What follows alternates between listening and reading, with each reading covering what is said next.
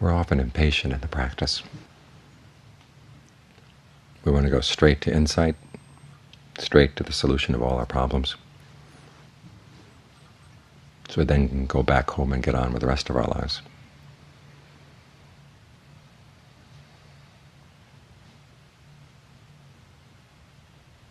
But you first have to put the mind in good shape before you're going to gain any insight.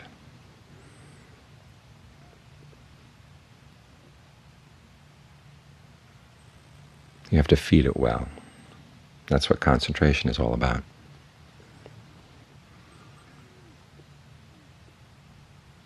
As the Buddha once said, if you don't have the pleasure and rapture that can come from at least the first jhana,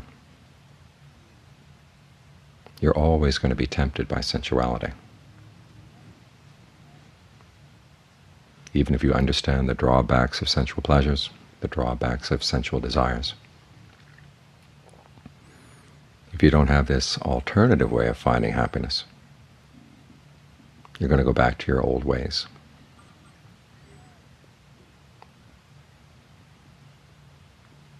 No matter how much Dharma you may have read, or how precise your understanding of the intricacies of the Buddha's teachings, when the time comes to feed, you're going to go back and feed on the same old things you've been feeding on all your life. It's like Ajahn Chah's simile. He said Westerners one time, he said Westerners are like vultures. When they fly very high, but when they eat low. That's one of those quotes you don't normally see in books about Ajahn Chah.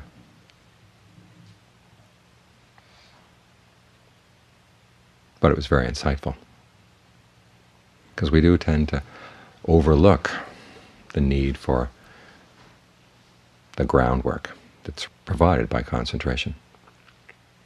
The Buddha himself compared the happiness and pleasure, equanimity that come from concentration as kinds of food.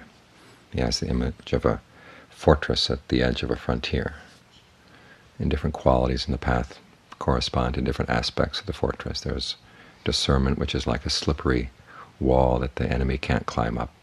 Mindfulness is like the gatekeeper, who remembers who to let in and who not to let in. And jhana, he says, is like stores of food. If I remember rightly, the first jhana is like things like beans or rice. And then you work up to the fourth jhana, which is like honey and butter. These are ways of nourishing the mind.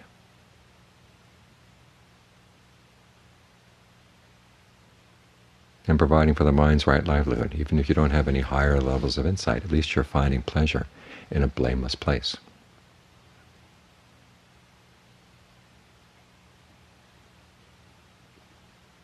You could say that this falls under the factor of right livelihood in the path. The more pleasure, the more a sense of well-being and stability you can develop from within, the lighter your footprint on the rest of the world, the less harm you're doing in searching for your livelihood, both physical and mental. So as you're practicing concentration, you're developing several factors of the path all at once. There's right resolve, the resolve to renounce sensuality, to find a pleasure that's not involved with sensual passion. Right mindfulness, which is the theme of right concentration. And right livelihood, looking after your needs in a skillful way. Right livelihood is kind of like the poor stepsister of the Eightfold Path. It's the factor that the Buddha hardly defines at all. He simply says the disciple of the Noble Ones avoids wrong livelihood and makes his or her living off of right livelihood. Doesn't tell you much. Part of it may have been simply a question of etiquette.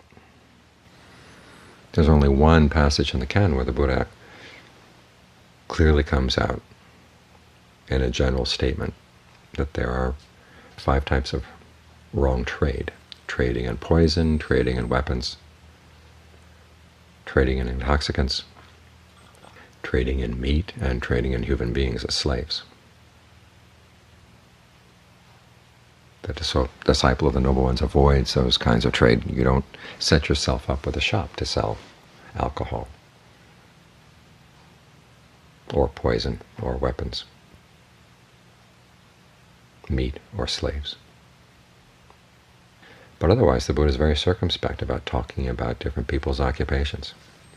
There are two cases where people come to him. One case is an actor, and the other is a soldier, professional soldier. And they say pretty much the same thing. Our teachers who taught us to be actors, the actor said that if you spend your life entertaining people with your imitations of reality, making them laugh, you're going to go to the heaven of laughter. What does the Buddha have to say about that? And the Buddha refuses to answer twice. But the actor keeps after him and asks him a third time. So the Buddha finally says, well, it looks like I can't get anywhere with you by saying I don't want to answer that, so I'll answer it. He says, if as you're acting you give rise to greed, anger, and delusion in people, and your motivation for acting is greed, anger, and delusion, then after you die you're going to go to the hell of laughter, i.e. not the place where people laugh with you, but the place where people laugh at you. And the actor breaks down and starts crying. And the Buddha says, see, I didn't want to answer your question. The actor says, no, I'm not crying because of what you said. I'm just really crying because I've been deceived by my teachers for so long. Similarly with a soldier. The soldier says, I was taught that if you die in battle, you're going to go to the heaven of heroes. What does the Buddha have to say about that? And again, the Buddha refuses to answer twice. And when pushed for the third time, he finally says, well, when you are in battle, giving rise to the desire for the killing of other beings, may these other beings suffer, may they be harmed, may they be killed. That mind state, if you die in battle, is going to take you to the hell of heroes and those who die in battle. And again, the soldier cries, and the Buddha says, look, I said I didn't want to answer the question. And the soldier again says, no, I'm not crying for what you said, I'm just crying because I've been deceived for so long. The Buddha's etiquette here is interesting. He didn't set out to have a crusade against actors or actresses or against professional soldiers or advertising people or whatever. Only if he was pushed would he condemn a particular occupation.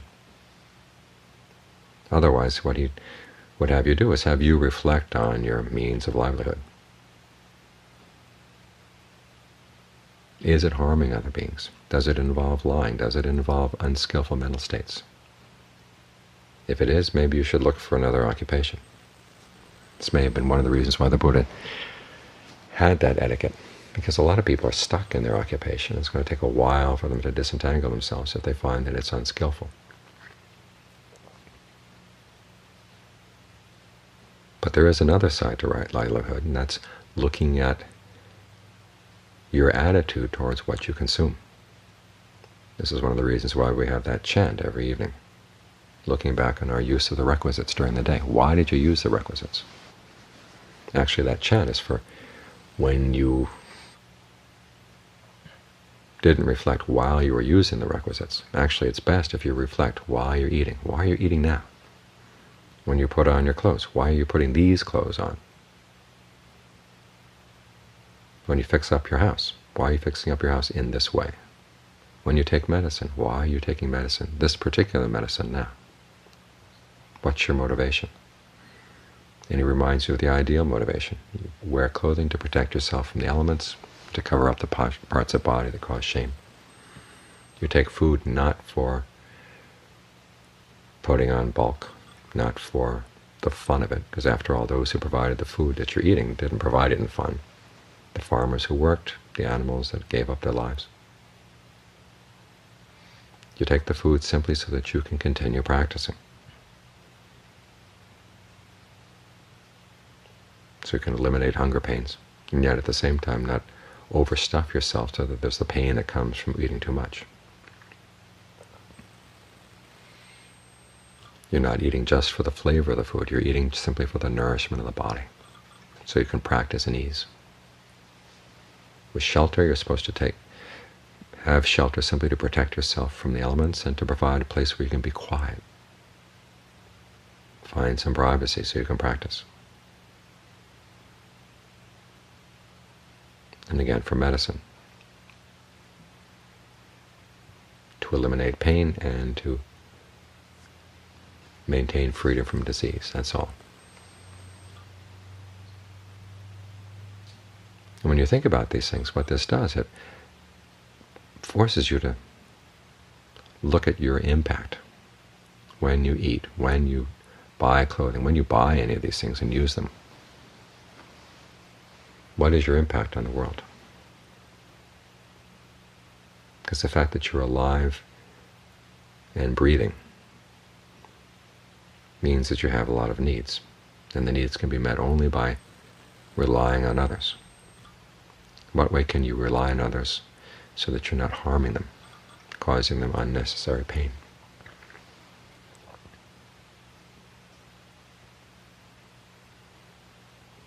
This ties in with one of the important principles of what they call the customs of the noble ones, which is contentment with your material things. When you think in these ways, okay, then you find that you're buying less, using less, because you're looking someplace else for your happiness, i.e., you're looking inside. And this is where the concentration comes in. This is why concentration is an important element of right livelihood. It provides you that honey and butter, the grain, the other foods that you need for the mind, for your true happiness deep down inside.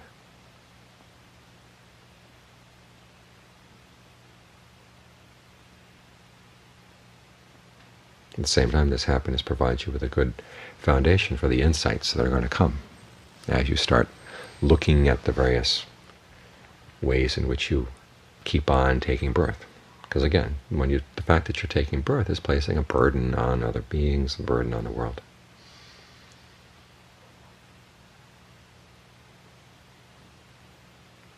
And the insights that you're going to need in order to stop that process can be pretty harsh. As the Buddha said, when you take food, think about the story of the couple who were going across the desert with their only child, and they got more than halfway across the desert and they were totally out of food. And they realized that if they didn't have any food, all three of them would die. And so they decided they would kill their child and make jerky out of the baby jerky. And that way at least two of them would survive, and then they could start a family again when they got to the other side of the desert. Now the Buddha said, what would be their attitude toward the food while they were eating it? Would they be eating it for fun? No. They'd be thinking of sorrow, of what they'd had to do in this horrible circumstance. The Buddha said that's how you should regard physical food. Not something you eat out of joy or for the flavor, but simply to keep life going, realizing that it causes pain, it causes suffering, the fact that you have to eat. That's a harsh contemplation, and one of many harsh contemplations in the Buddha's teachings. And the only way the mind can stand up under that kind of contemplation is you've got a strong sense of well-being that comes from nourishing the mind with right concentration.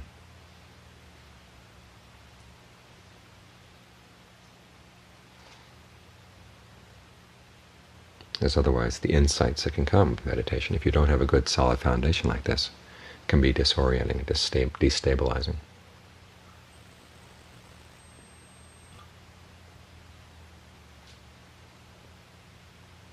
So as the foundation for your practice, you want to work on these skills. Keep at them. Appreciate this simple quality of getting the mind still, finding a sense of ease with the breath, finding a sense of ease with being able to settle down.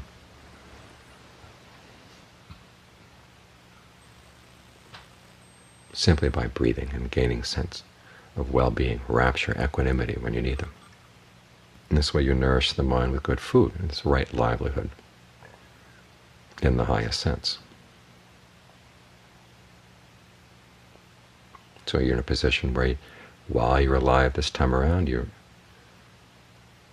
weigh lightly on the world around you. And you're developing the skill so that you don't have to come back and weigh the world down again. This is why the Buddha's teachings are not selfish. They're an act of kindness, both for you and for the whole world around you.